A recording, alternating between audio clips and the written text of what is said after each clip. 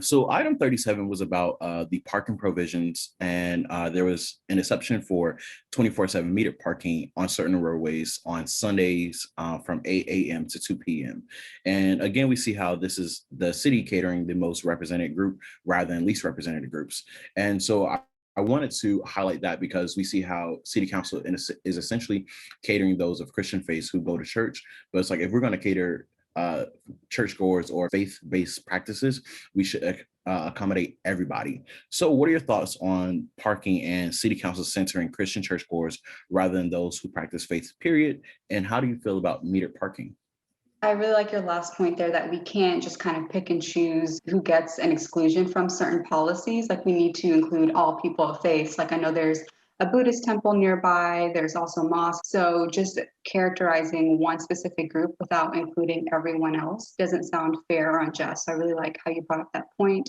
And then to the second point of just expanding, because I saw that they want to do it 24/7. I'm not sure what is the need. Is it just because they want to extract money from the community, which seems like the reason personally to me, and also we can get that money from other resources, i.e. the police department, et cetera, and reallocate that. We know that the transportation in terms of the busing and things like that is really hard. And by adding on to this parking meters, I think is not fair and unjust if they're not going to create a transportation system that is equitable to the whole community.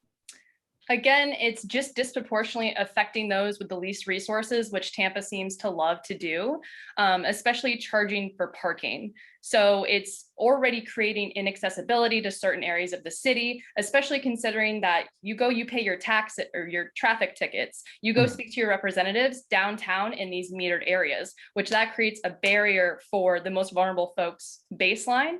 But then for the council to kind of track back and be like, hey, well, we don't want to impose, required metered parking for those who go to Christian church on Sunday, because that's traditionally that time. So again, just like you mentioned, they're catering to a specific group and carving out special exemptions for them. Right. And I agree. I definitely don't like the idea. I definitely consider myself to be a Christian as well, but that's beyond the point. Like, if we're going to cater to people, we need to cater to everybody. And I agree that it's definitely increasing the accessibility because Tampa doesn't even have the best public transportation in place. So you're just further, like you said, making this inaccessible to people that actually need this.